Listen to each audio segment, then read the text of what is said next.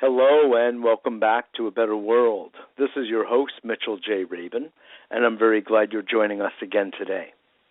Today we're going to have a very interesting show. We're going to be dealing with some of the most difficult issues we have in our society, among them, I should say, especially those among children. Children who are disadvantaged in any number of ways, according to the ordinary way of thinking, children with disabilities, children who have different types of emotional, psychological, and physical problems, with cognitive functioning, with developmental problems, physically and emotionally, children who are resorting to violence, sometimes to self-mutilation. These are problems that are seemingly, typically, intractable. But it's not true. There has been the development by our guest today, Pat Gesualdo, of the use of the drum, the ancient instrument that has been with us from time immemorial.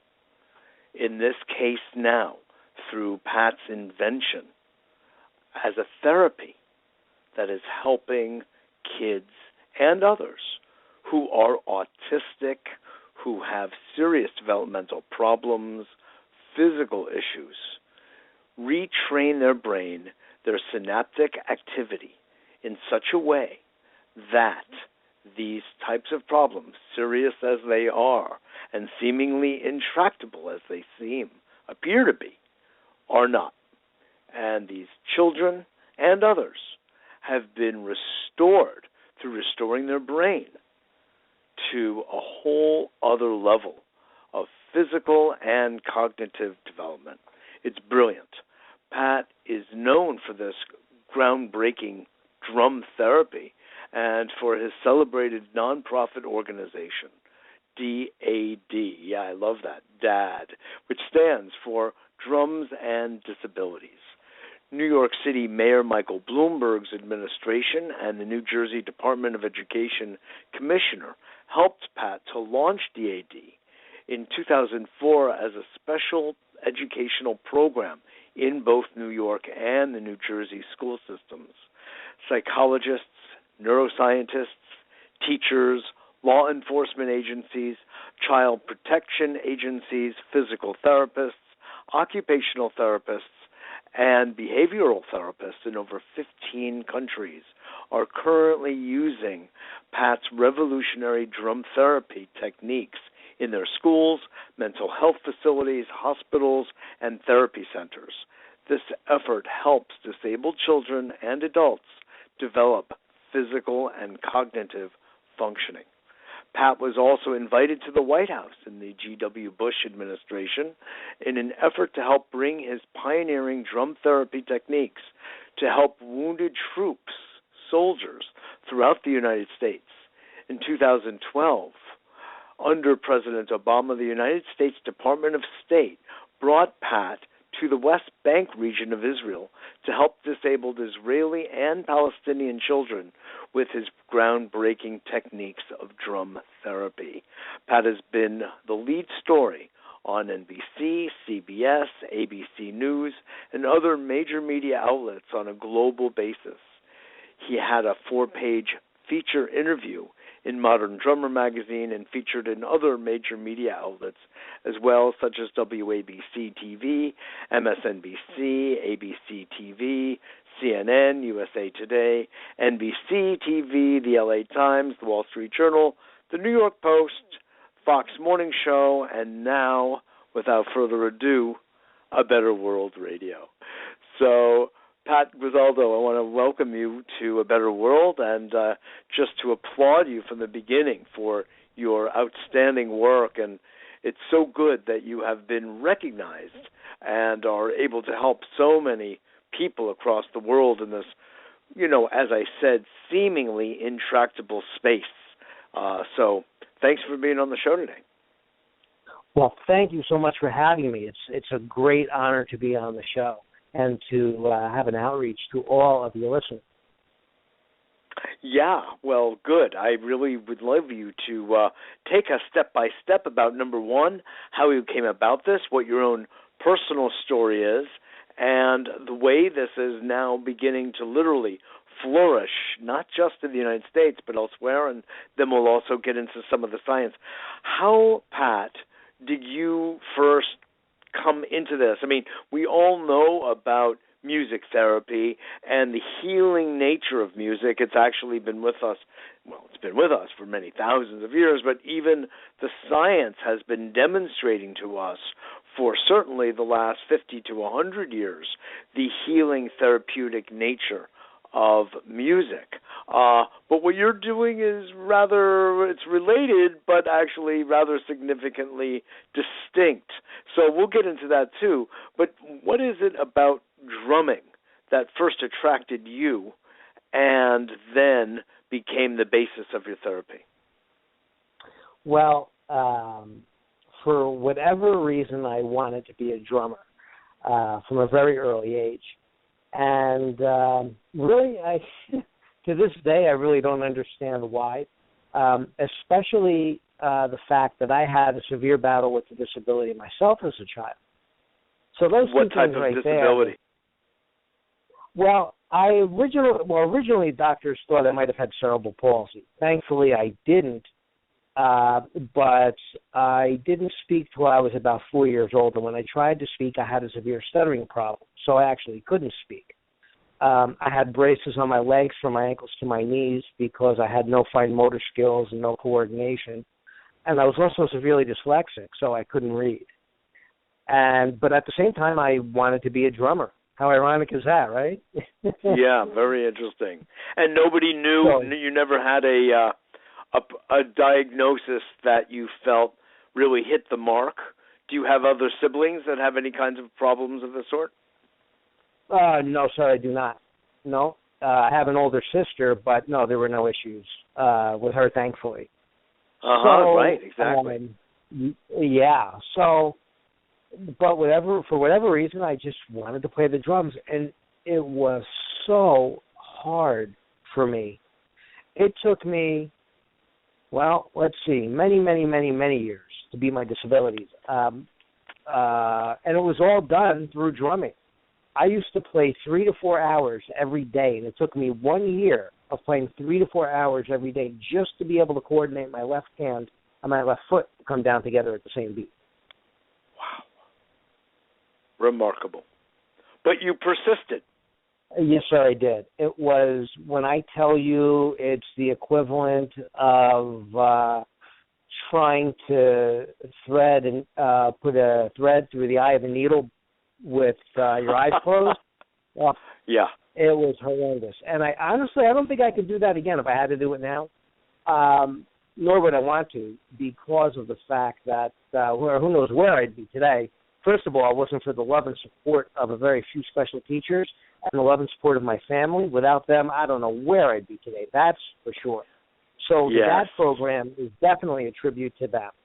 And yes. I am just so grateful to be able to return what I was so fortunate to have received to begin with. Yes, exactly. So you, in short, use drumming, Pat, then to essentially overcome your own disability. Although it sounds like you did that through your own grit, discipline, commitment, and just a nonstop attitude.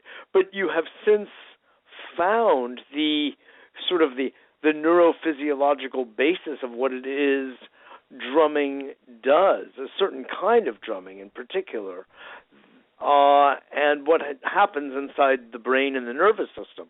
So speak about that a little bit and how you came across that. Well, I realized obviously with myself that it helped me beat my disabilities 100% by the time I was in high school. Of course, and I'll never say that drum therapy is a cure, but I didn't know at the time the way in which I was teaching myself would later be known as drum therapy and also evolve into the DAD program. Of course, I had no idea about any of that. But how it kind of stumbled upon it is that when I graduated college, I opened up a private teaching practice of teaching the drums. I was also a very accomplished professional drummer, which I guess I can say I still am. So I've worked with a lot of major musicians and record company projects and tours. Such as who? Just for fun. Who have you played with? Well, I've worked with members of Kiss and Deep Purple, Quiet Riot, members of Rob Halford's band from Judas Priest, Mike Romeo from Symphony X, who was nominated as the third best prog metal guitarist of all time. So I've done a lot of different stuff drumming, but of course the DAD program is high professional work. Oh yes, sir, yes. And I'm so grateful to be able to do that. I mean, just be able to have that dream. Never mind to overcome what I had to overcome, but just to be able to do things like that. And then, of course, to go on to the DAD program in drum therapy. And that's something I always take with me, no matter what I'm doing. It's always about the little boys and girls and their families in any way that I can help them. Absolutely. So you went from, let's say, healing. Cure is a funny word, but let's just say heal, which means to make whole, which, creates a symmetry again in the brain, a coherence in the brain and the heart, the body. And you got the cells operating again the way they sort of are best operating biologically, and people also emotionally. So when you discovered this, you began to experiment, and you ran some tests. Why don't you tell about those original tests that you ran with some of your colleagues? Yeah, well, what I did was I had started a private teaching practice. And this was a lot of this, actually, I'm sorry not to interrupt, but a lot of this was done right out in Montville, New Jersey, right, which is not so far from the Big Apple. Yeah, Montville, New Jersey, Avenel, New Jersey, where I grew up in Woodbridge Township. That's originally where I grew up. And so I had opened a private teaching practice where I was teaching about 70 children a week. And for whatever reason, fate would have it, most of them had some type of disability. And I never, ever expected to be teaching children with disabilities when I opened up my studio. I was really shocked that, as the universe would have it, all these kids with, whether it was autism, Tourette's, dyslexia, ADHD, ODD, OCD, were somehow migrating to me without me even advertising. Define, if you would, please. Define ODD. Oppositional defiance disorder, where in some cases can be very significant, where a child will just be so oppositional, they will hit you, they will throw things at you, which I've also experienced. All of us think through oppositional defiance disorder. It can be very mild or it can be very severe. So I've had kids with those issues as well, with behavioral issues. And I'll get into that. Well, the DSM-5 defines it as, the psychiatric Bible. DSM-5 defines it literally as, quote, a pattern of angry, irritable mood, argumentative, defiant behavior, or vindictiveness lasting at least 6 months. On one hand, it's very real. There are kids who behave this way. On the other hand, being at certain ages, it's healthy to be defiant. I just want to make that point. But anyway, please go on. We're talking about obviously a serious imbalance and an extreme condition of this kind of defiance. So please go ahead. Yes, yeah, and it's not just, very well put, that it's not so much just a child lashing out at his parents as he becomes a teenager or she becomes a teenager. It's a much more serious problem. So even children with muscular dystrophy, cerebral palsy, Down syndrome, Tourette syndrome. So I had many of these students, and I was noticing that the way in which I had helped myself so many years earlier, I was helping these children to develop retention, fine motor skills, sensory integration, social skills, and physical and cognitive therapy and functioning. So I was. But they came to you for drumming lessons, correct? They wanted to be drummers just like you. Yep, and I had no idea, never once, and not that I was ashamed of it, but I just never thought of, doing drum lessons for special needs kids, so I never promoted that in any way, shape, or form. I always kept that to myself. This is just a rather, how do I say, synchronistic miracle of life. I mean, you had gone on, sure, you had that very, very challenging childhood and overcoming your own disabilities, which you managed to do through drumming, but then you went on to become a professional drummer with music as the focus and the intent, not being therapeutic. But when you had your own practice, your own giving lessons, it ended up that the people who were coming to you, out of 70 a week, most of them were actually disabled or ill in one form or another. I mean, how did that happen? It's an amazing universe just to contemplate that one thought. But I don't want to interrupt you. I'm just musing on the way things work in this universe. You know what? It surprises me too. Not to sound narcissistic, but it really does, and that's why I talk about somebody meant to do something, right? And I'll tell you, I take that so seriously, Mitchell, because right now, and especially over the 11 years that I've had the DAD program as an official nonprofit organization, but over 20 years of doing drum therapy, something I take very seriously. So I'm not so much worried about having to be in a major band or playing in Bruce Springsteen's band or something like that. Well, that's all fine and good, but I know what I was meant to do and what God wants me to do. I have to say that. And so that's why I take it so seriously, because it's astonishing when I look back, and again, not to sound narcissistic, but of what I had gone through and to get to where I am today and knowing that fight. And I think that's what helps so much, helps these children and these parents so much, is because, you know what, I was one of those kids. I know what those kids go through. I know what their parents go through. Nobody was there for me. Nobody was there for my parents. So I know how hard it is all the way around, whether you're trying to go through school, whether you're trying to develop an IEP, which is a special education curriculum, right down to actually physically trying to write, physically trying to walk, or trying to read. Exactly. I mean, there's nothing narcissistic whatsoever in what you're saying, not at all.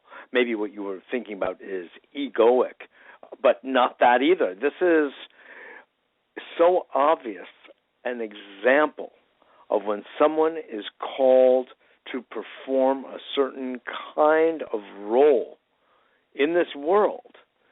The elements conspire together to line it up. So of all people, of those 70 or so that were coming to you at that period of your life, were disabled. Many of them. I don't say all, but so many. And through that, is it so then that you began to evolve a system that would not only teach them how to drum, but would also begin to create the healing effect in their brain and nervous system that you're referring to? How did that develop?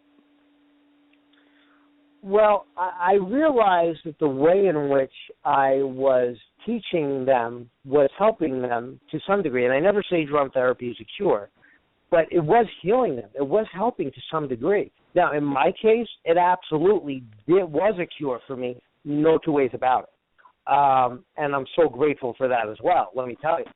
Of course. And it was so much work. Oh, my goodness. As I said, that was just so difficult.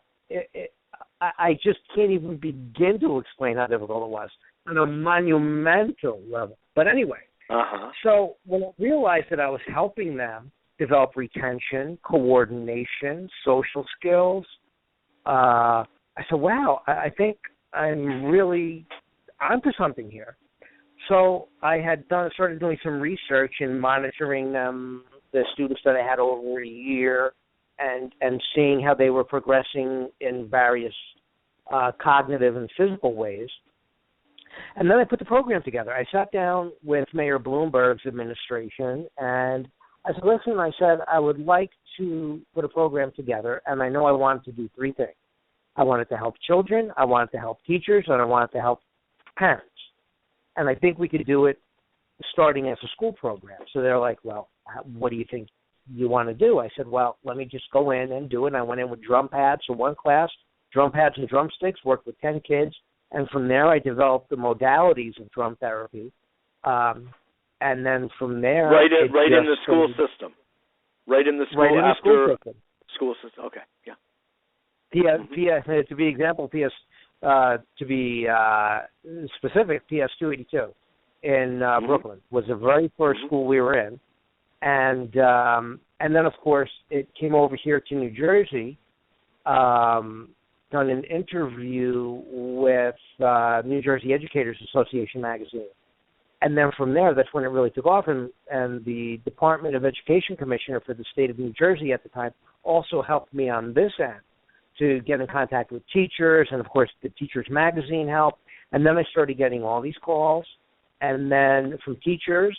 And then it just branched out from there. And then I started getting calls, which is also amazing, from people all over the world, from doctors and neuroscientists and occupational therapists and physical therapists and drum teachers and speech therapists, and saying, and how that happened, if you ask me to this day, I have no idea. And like I said, if I really tried to plan that myself, it probably would have been a miserable disaster. But it just went, and then I started getting calls from all over the world. And I was like, how is this happening? I don't know, but I'm just going to go with it. And then I realized that I had to devise a teaching program, because obviously I can't be everywhere myself. So it was actually my attorney who said, you really need to replicate yourself and what you do and teach others. And I said, you know what, I think you're right, because I can't be everywhere. So then I started a certification program where somebody could do a drum therapy training, and they could get certified with me. I am the only organization, we're the only organization in the world to designate somebody as a drum therapist. And I do all the training myself in drum therapy, only because I developed it myself, obviously. So I never, ever want to relegate that to somebody else, because I know exactly how each thing has to work, especially for each disability. And I'll take you inside a classroom if you want to, of what a typical classroom might be like, if you're interested in hearing about that. Oh, yes, please. So we work with no more than 10 children at a time. And within that group of 10 children, I might have a child who is autistic. I might have another child who is severe ADHD, running around the classroom, literally, one or two. I might have a child who has severe ODD, sitting there either trying to come up and hit me with a chair, or throw drumsticks at me, or a drum pad, or just come up and hit me. I might have a child that has dyslexia, and they're trying to figure out the difference between the right hand and the left hand. I might have a child with a sensory integration issue who's also laying on the floor covering his ears because just the noise of a drum pad is too loud. All going on at the same time, mind you, in one class.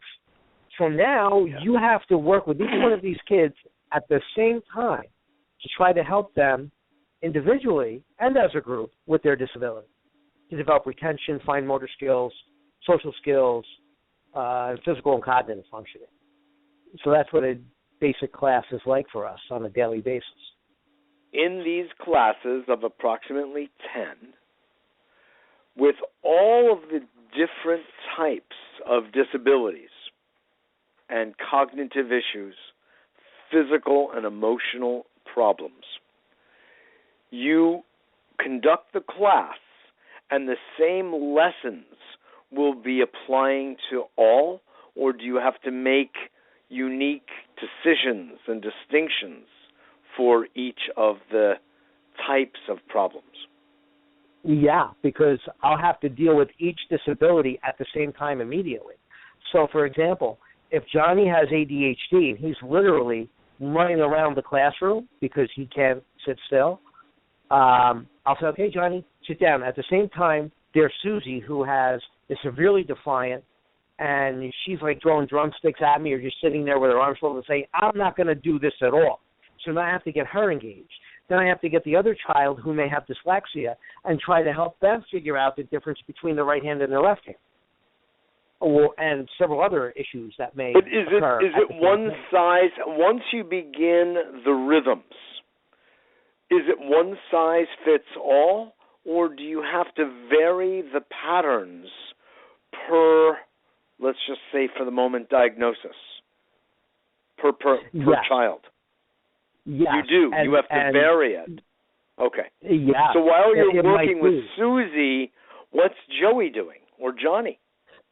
Well, Joey or Johnny, if he's, again, running around or just tapping the drum pad maybe constantly because he has ADHD, so I'll have to have him do one thing and then Susie do something else, and then what I'll do is then I'll bring everybody together with the same beat. So if I say, okay, everybody play right, left, right, right.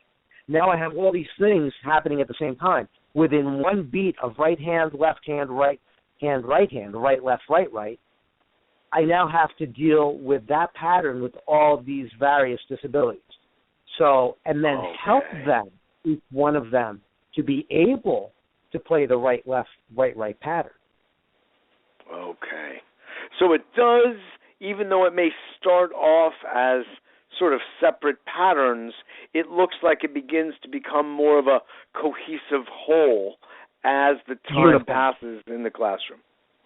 Yes, and it's it's helping then focusing on each one of those kids to help them with that right, left, right, right, to be able to help them overcome their own issues, whether it's Susie having dyslexia or Johnny having ADHD. So it's quite a challenge, but we've had some great success stories. Yeah, definitely. Well, I'd like to share with the audience, Pat, a little bit of this article that from Surrey, England, and Montville, New Jersey, a couple of short paragraphs. For people with autism and cognitive disabilities, the synapses in the brain ineffectively communicate with each other. Playing repeated patterns of music can retrain these synapses and can help these people reestablish the correct synaptic pathways. The study was conducted by several top research directors and scientists, including yourself, at and the head teacher for the Woodland Grange School. Playing repeated patterns of musical rhythms, the researchers refer to as drum therapy. It has helped the study participants to retrain the synapses in the brain and develop physical and cognitive functioning. The study participants in our school, quote, behavior, self-mutilation, and have achieved 100% attendance record as a result of the drum therapy research, says head teacher Colin Jenkinson. Their parents and I are in total disbelief of their success. That's remarkable. One last paragraph. Several clinical research studies prove that drumming is beneficial in the treatment of disabilities. To test this theory, the investigators for this study tested 5 children ages 9 to 15 and 4 adults between the ages of 30 and 55. The participants had autism, ODD, dyslexia, and violence, plus behavioral issues. The researchers measured the participants' ability and behavior and exposed them to specific methods of drum therapy. All of the participants' abilities were severely limited since birth. One adult, Johnny, was extremely limited, nonverbal, severely low functioning with no coordination, and needed assistance with walking. One adult, Larry, had autism. One adult, Joe, had violence issues and was low functioning. One adult, Andre, had ODD. 3 children had ADD and dyslexia. One child had violence issues and engaged in frequent self-mutilation. 2 of the children had violence issues and low school attendance records. 6 months into the study, the nonverbal adult Johnny could count to 10 verbally and do cross, opposite hand, and foot patterns at the same time. The one child completely stopped self-mutilation. The 3 children with ADD and dyslexia improved their retention and coordination. 2 children no longer had violence issues and achieved 100% school attendance records. That's just remarkable. Nobody gets 100% in anything. And I have such a big smile on my face right now, Mitchell, because I remember each one of those people, as you mentioned, especially Johnny and Andre, just amazing. And just there was John. When I saw Johnny actually being able to do a right hand and a left foot at the same time, and he couldn't barely walk. He had no coordination at all. And yes. Andre, who was severely handicapped, his hands from his physical disability is almost like his hands were backwards. And I'd have to hold up the drum pad so that he could move his wrist backward in his wheelchair, and that I could hold the wrist so that he would hold the drumstick and play backwards. It was amazing. Remarkable. Remarkable. It was just unbelievable. And like I said, I am just so grateful to be able to help in just some small way. It sounds like more than a small way. You are listening to A Better World Radio with Mitchell J. Rabin. We are on every Wednesday evening at 6 p.m. Eastern Standard Time, as well as it can be listened to in archive at our website, abetterworld.tv, abetterworld.tv. We have a weekly free newsletter, so please go to that website and sign up for it. Love to have you part of a Better World community and family. Today we are speaking with Pat Gesualdo, who is the founder of DAD, the Drumming and Disabilities Organization, a nonprofit research organization, and in Montville, New Jersey. He's helping people across the world, 15 different countries, using what he developed as drum therapy, and it is retraining the brain in ways that these very serious issues, from physical disabilities, low cognitive functioning, violence, self-mutilation, autism, these are being healed with stunning success. So tell me more of the track record that you've developed, Pat, now that the programs are in 15 different countries.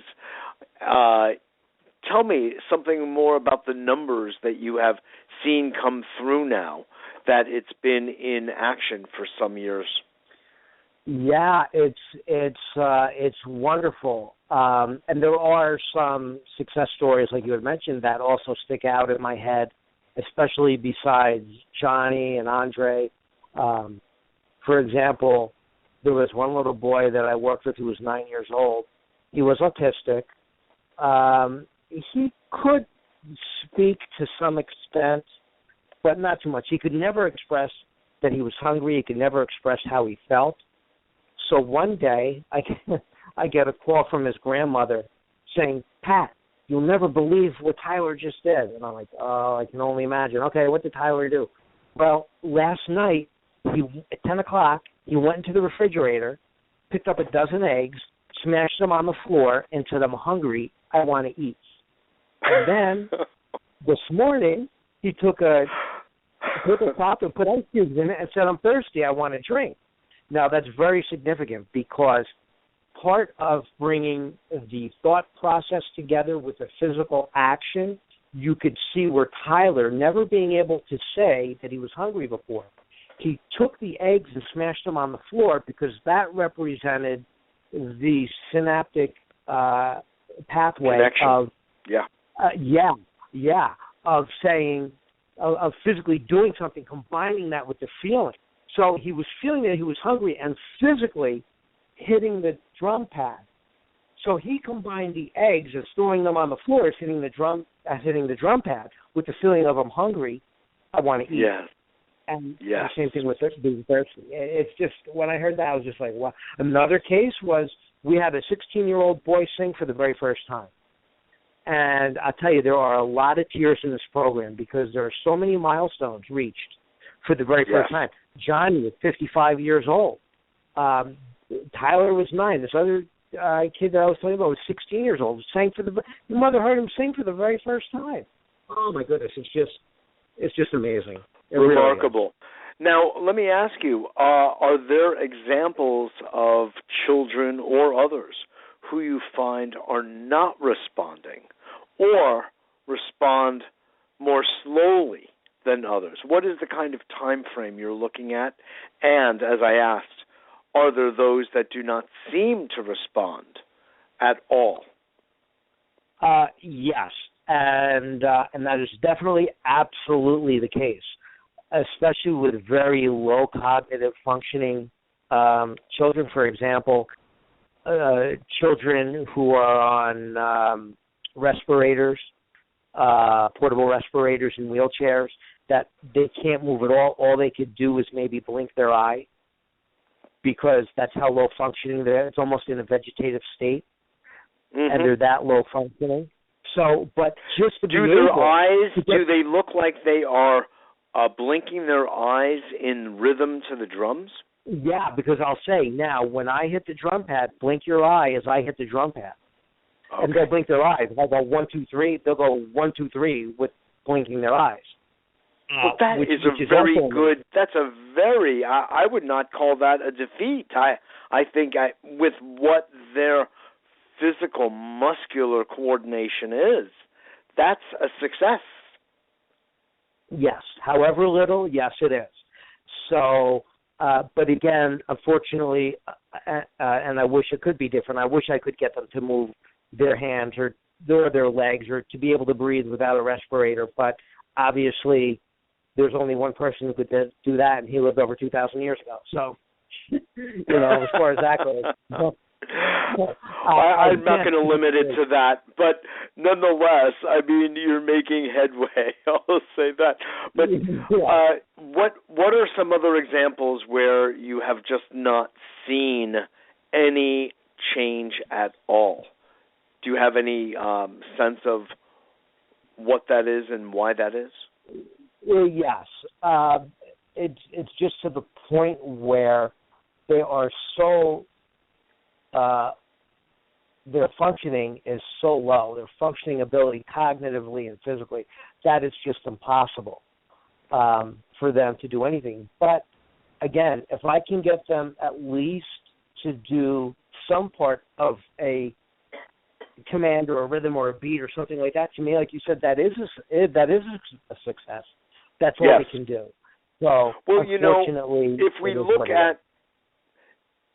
look at the issues around violence and around things like self-mutilation, these are so serious and are considered, of course, to be psycho-emotional issues, sometimes in utero, sometimes thereafter, and are associated with parenting frequently, not with a physical disorder.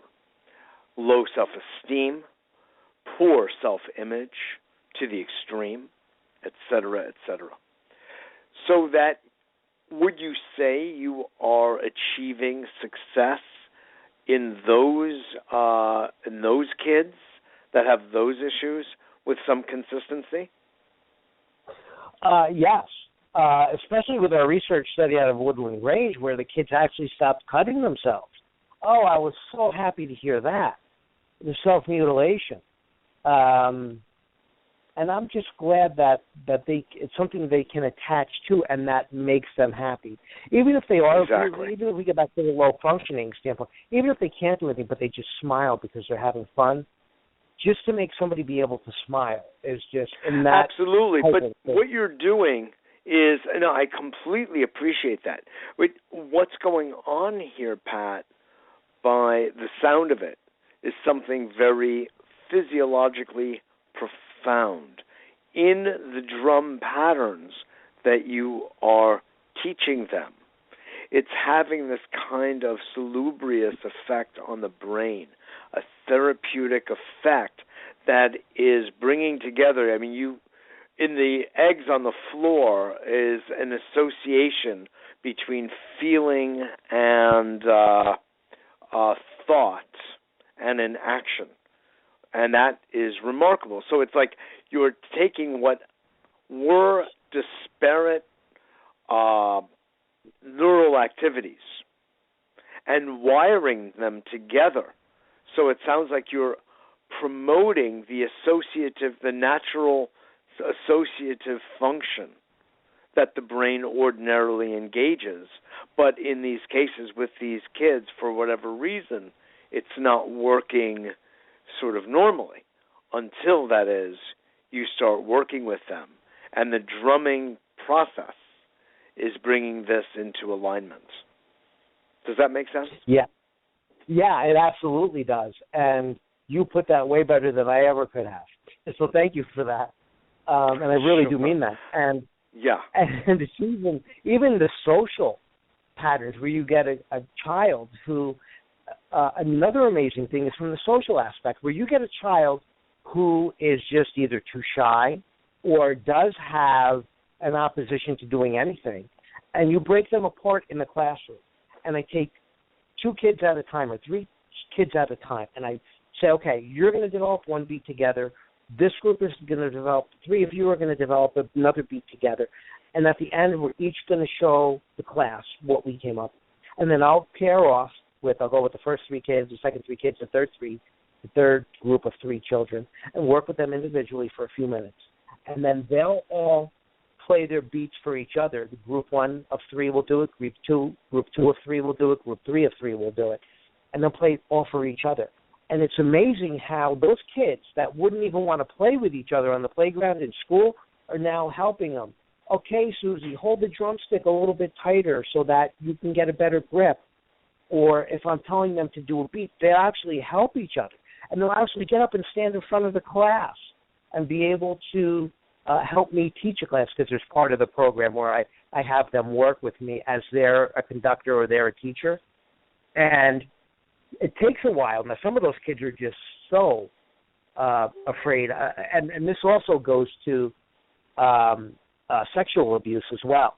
We had one girl who was sexually abused who could not look at a man. She would hide her face from every male person that she saw, literally. And I finally was able to bring her out of that and stand in front of the class. I mean, she would actually put her head in her shirt, put her jacket over her head. Anytime there was interaction with a male teacher, she would only respond to female. So then I got her to stand up with me and work with the male students. How amazing is that? Oh, unspeakably. And you being male. Yeah. And let me tell you something. You asked me how long it takes.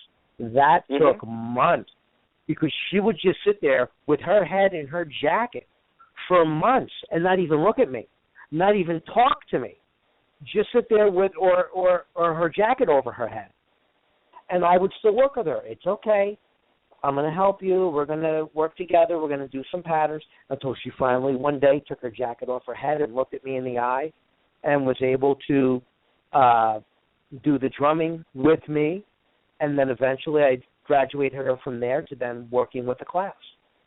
And that was in the class. It's just so beautiful. But she would have to walk down the hallways in the school like that. And she'd have to have an aide guide her, because she couldn't do it. So it's just things like that I'm just so happy to be able to help them. So heart-nourishing. It's unbelievable. There are hardly words to describe how moving this work is. Question, Pat.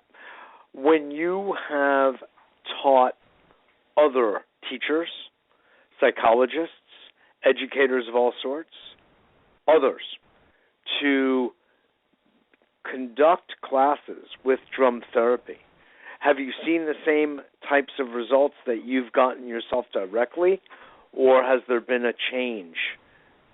I have seen success with that from other people doing it, which is wonderful too. So that proves that, I mean, I guess I do it.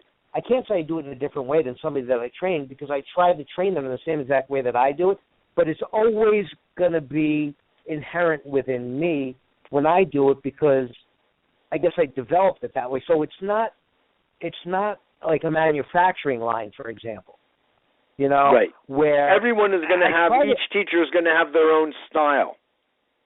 Yes, well, then I try to make it cookie cutter, because when you're trying to retrain the synapses in the brain, there are certain things you have to do. And in order to achieve that success, there are certain modalities of drum therapy that need to be done so that it will help to create that advancement, of course, in that success. Mm-hmm. So having other people do it, yeah. And I think it's great, because I developed drum therapy so that you don't have to be a drummer to do it. That's why doctors do it and speech therapists do it without even ever knowing what a drum is.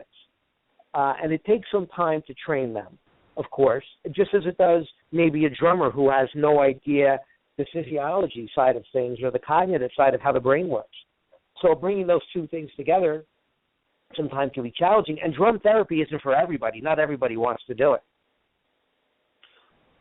But it is amazing that I'm able to teach them in that way, and then see them progress and nurture the drum therapy movement and expand it. Absolutely. Now, do you give me the best understanding that you have of what the rhythms that you're teaching, what they're actually doing to the brain, as best as you understand? You've been interacting with neuroscientists now for a few years. What do they think is going on with these patterns and how they are retraining the synaptic activity? Well, I think it's the way I approach the pattern to the child or to the student, to the participant, for example. Uh-huh. So somebody with autism, I can use a specific example to your question. So let's say somebody with autism, for example, and they're looking away, yet I still need them to hit the drum pad. But if they're looking away, they're not going to be able to concentrate on the drum pad. So what I'll do is I'll take two drumsticks, one in my right hand, one in my left, and make like a field goal, like a goal post. And I'll have them look within those two drumsticks, within that space, and stare me right in the eye until they can then look down at the drum pad. And I say, no, follow me. And then I lock into their eyes, and as I'm moving down, boom, to hit the drum pad. And so what I'm training them to do is focus. And at the same time, which is also pretty amazing, and I saw this within myself only years later, is that all the senses come together at the same time. So that's why a school psychologist will ask me to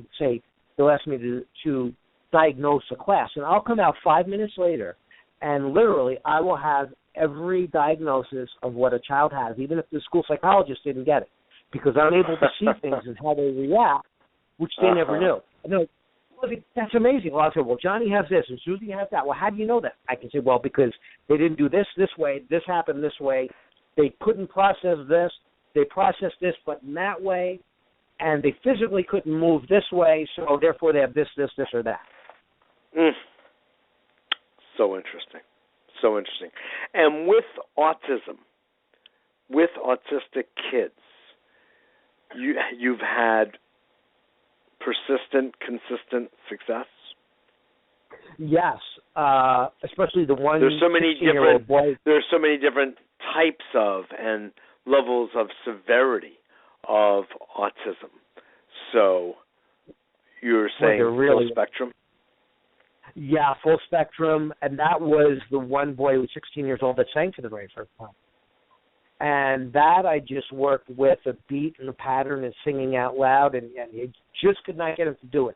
He could not. It was like trying to break through concrete with a toothpick. And then finally one day there he was, and then months later he just started singing. His mother just happened to be there, and she just started bawling, and I started crying. It's like, oh my goodness, and that's why I say there's a lot of tears in the program, because you see them reach these levels for the very first time. It's just amazing. Exactly. It is beautiful. It is beautiful. And again, physically handicapped people. I know that there's low and there's low, near vegetative. But above the low, again, you have seen people even with cerebral palsy? Yeah, my issue, when I had to have my braces, and at the time when I had the braces on my legs, do you remember the braces where they had the cup and they had the metal rod coming down the side and then the shoe that you would fit in, and it was one metal piece, very, very heavy?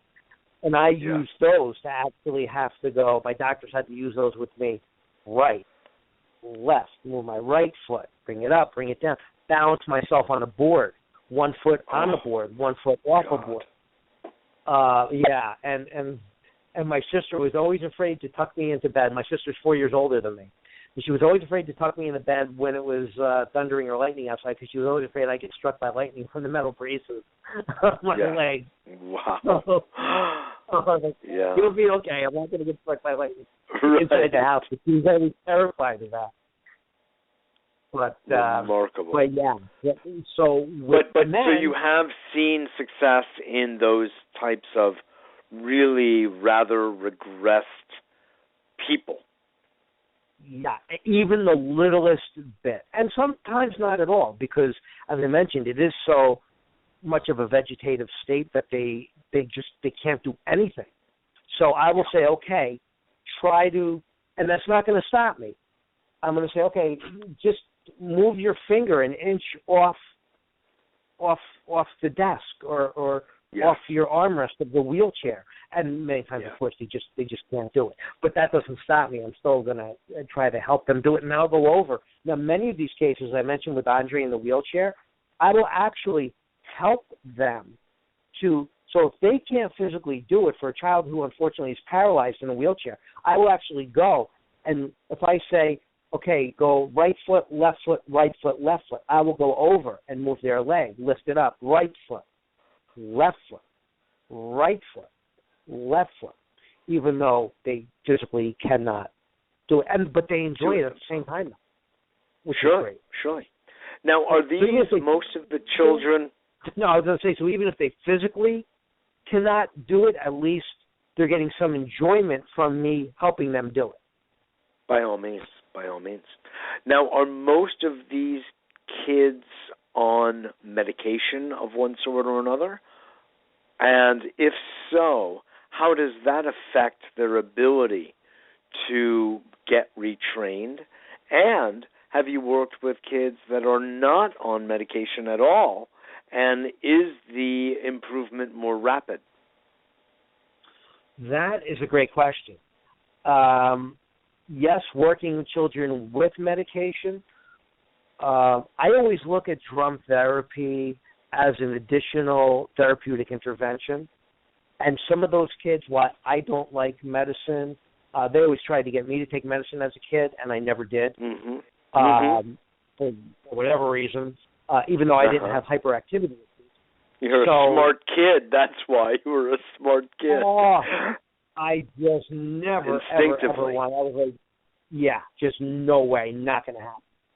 Yeah. And so, but a lot of these kids obviously do need medication, and I understand that. So I look at it as a therapeutic, additional therapeutic intervention, and if it can help with their medication, with the effect of the medication, that's great.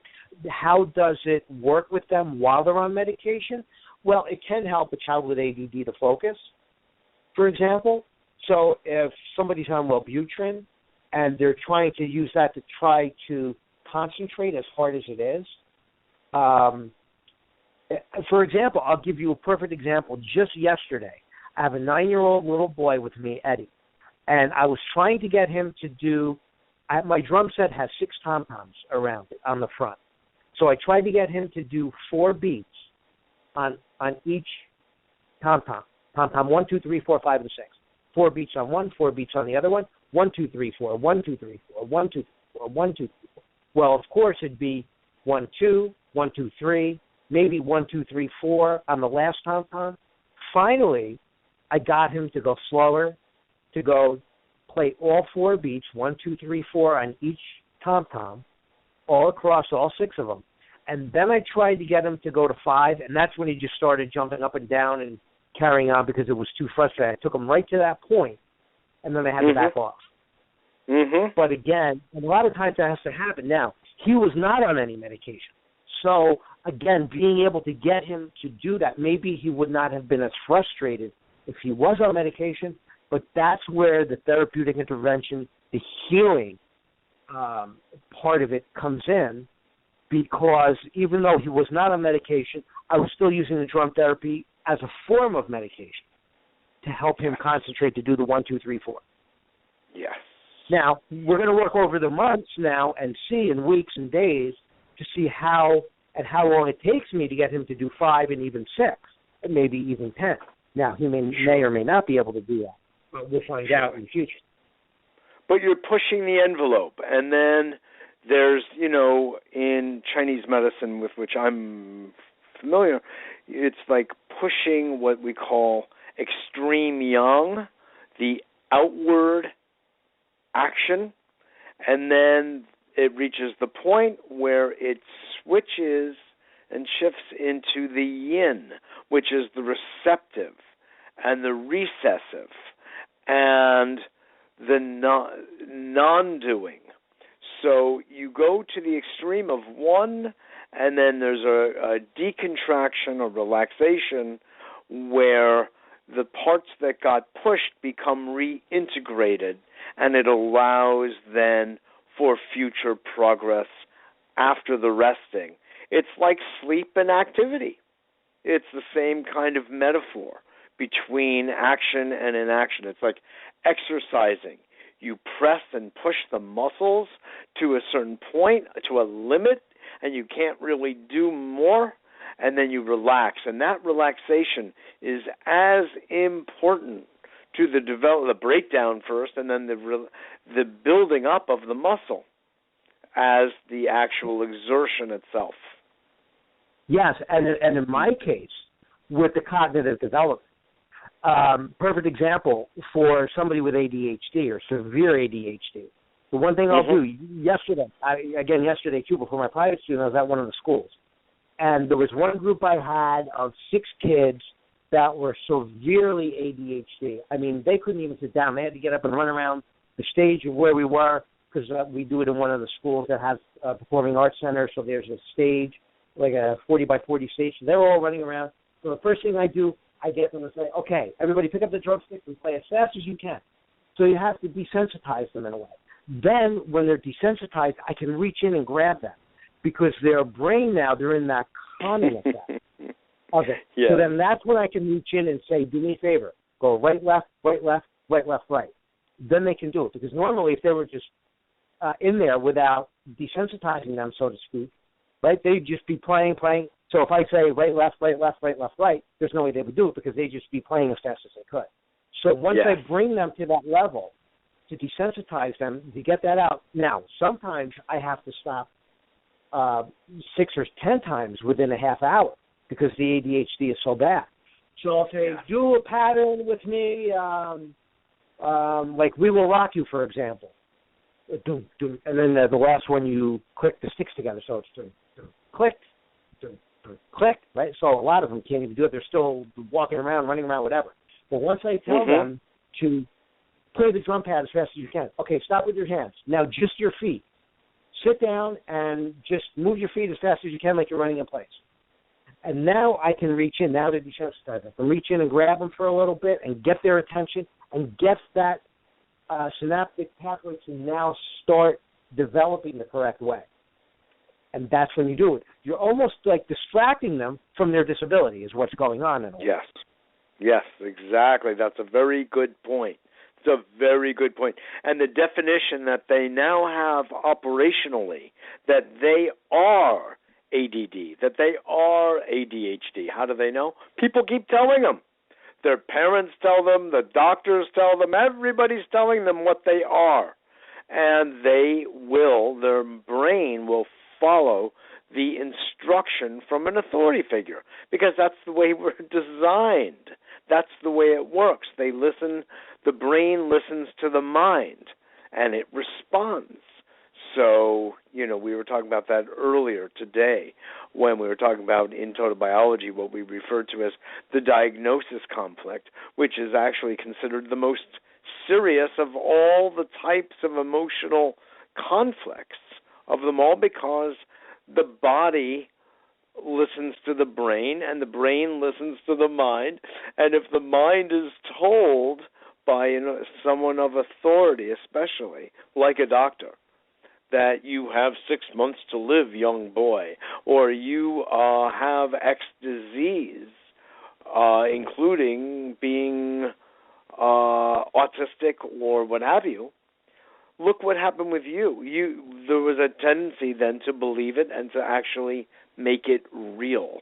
And you were sharing with me earlier about when doctors thought, because they didn't know what else to call you, that you had cerebral palsy, only to find out a bit later that, in fact, you did not, and the emotional relief you experienced by being told by an authority figure that you did not have it, that changed your world.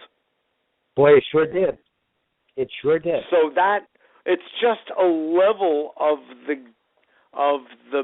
play that we need to stay mindful of. That's all.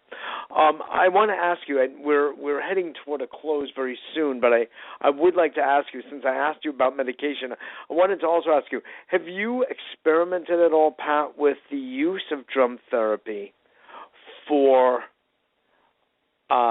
issues around addictions, be they drug addictions, alcohol, or any substance abuse? No, I have not. But that is something that I look forward to doing together with you, and I think we should. Okay. I imagine that your supposition is that it could be of truly great therapeutic service. Yeah, I would hope so. But then again, let's just think about that for a second, your question. So maybe if somebody decided they needed to drink or they needed to do some type of drug or put a needle in their arm, maybe if we got them to play on the drum pad, do something with the modalities of drum therapy to retrain their brain to not to do that negative action. Yeah, that's a pretty wonderful thing. That's what I'm thinking. We could do that. That's what I'm thinking. Exactly. Okay, well, I'm glad I brought it up as a new area for exploration. I'd love you to share with us in closing your experience in Israel. You were sent over by the Obama administration, Department of State, to work with both Israeli and Palestinian children. Could you wrap up by telling us what that was like? Well, yeah, we had also one of our therapists go with us as well, and that was pretty amazing. We sat in a community center where the program was done and working with those kids, and it just goes to show that, yes, okay, they spoke English somewhat, but even, I guess, music really is the universal language, because if a child or anybody from wherever around the world, different language, different culture, if you do one hit on a drum pad or two taps on a drum pad and they see that and follow you, that's pretty amazing too. So that helped in that situation because we were then able to gather and really help in the West Bank region of Israel where there are Palestinians that do live there. So to bring those kids together, too, in such a positive form, that was such a great honor as well. Really was. Oh, boy. Such beautiful peacemaking. You know? Yes.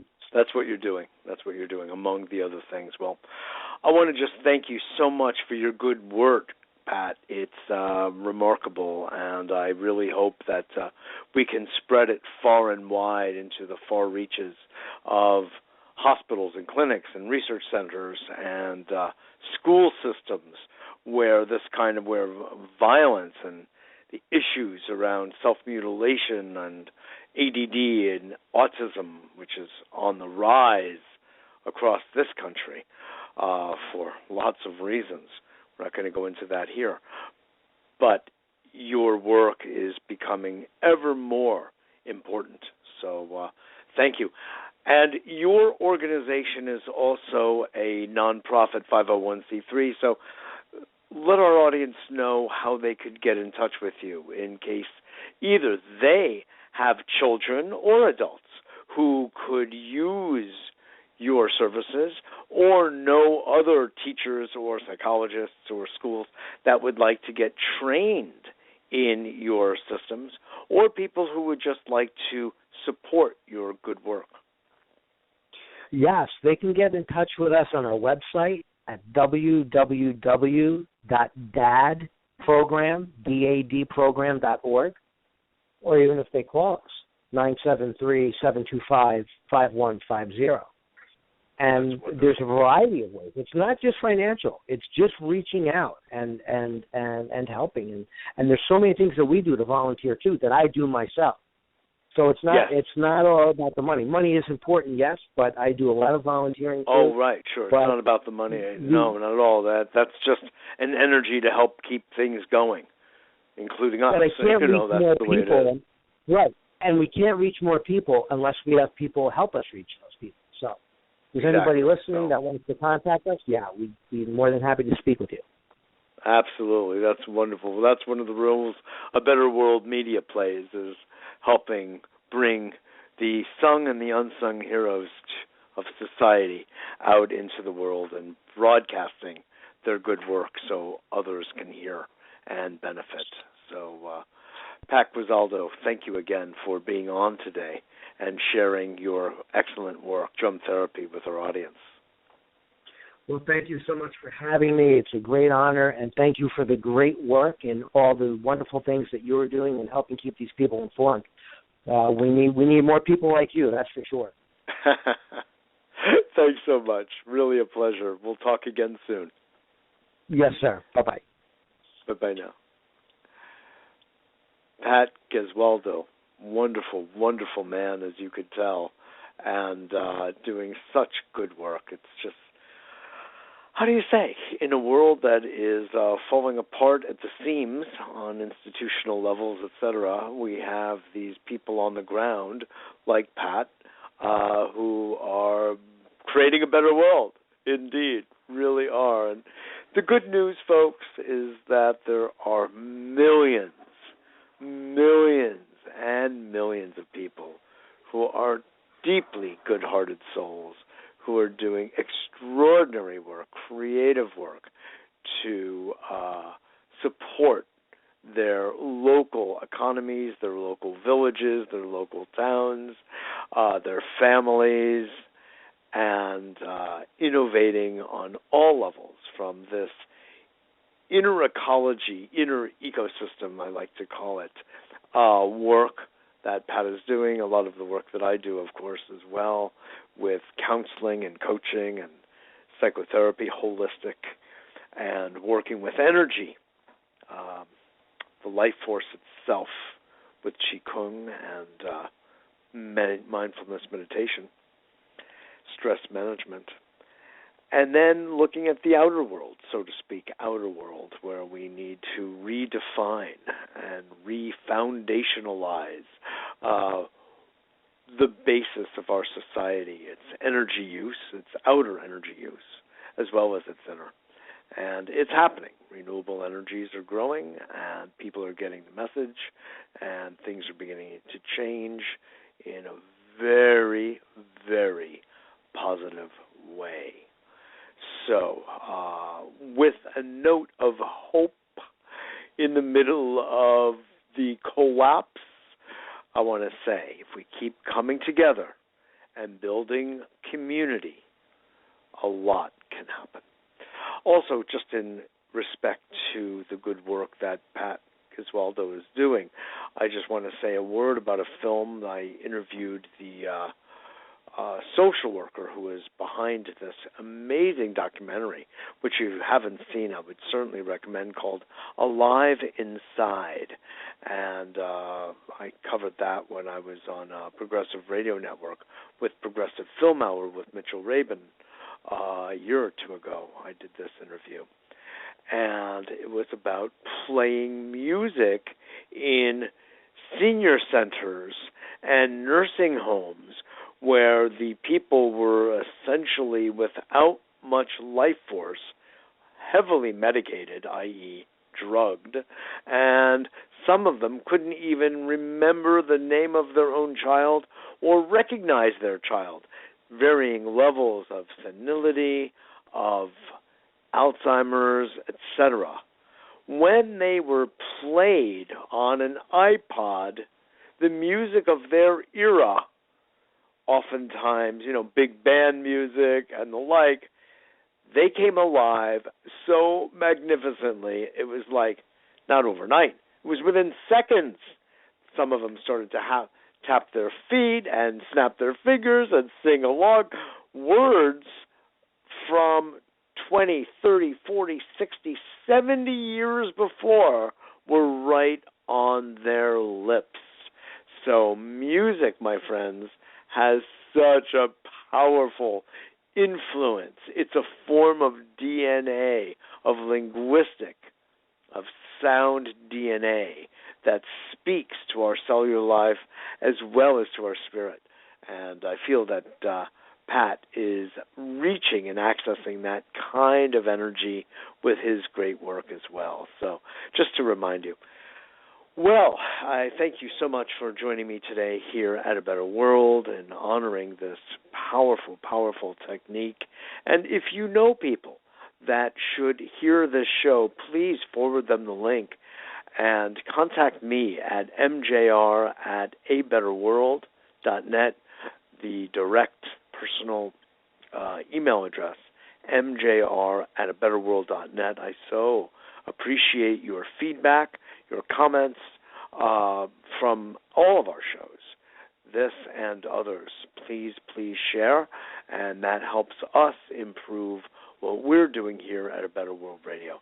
We're also on A Better World Television in Manhattan in the Big Apple every Monday evening at 7 p.m. at this point, and you can watch it on television if you're in Manhattan or on our website, abetterworld.tv, if you're outside of Manhattan. Just by clicking through at the top of our website, you cannot miss it. If any of you are interested in my coaching, consulting, counseling, stress management services using biofeedback, or want to join our group in New York City, please do. I'm looking at doing this also online, kind of a teleconference kind of video, Skype type of thing, and that would allow people from across the world to really join in on the group work that I've been doing called the Better World Workshops, A Better World and Heaven on Earth. So you'd be most welcome to join us when I get that mounted. And for that, we do live on contributions. We are also a nonprofit 501c3. We do have a donate button right on our website. However, for larger donations, please contact me at that same address, mjr@abetterworld.net, or 212-420-0800, 212-420-0800, and we can talk about that. But for donations of under $500, certainly you can use our PayPal donation button and do so as friends and family, since we're a nonprofit. It qualifies, I'm quite sure, and all will be good. And we so appreciate your participation and contribution in any way that you can. Thanks again, and I look forward to seeing you all Next.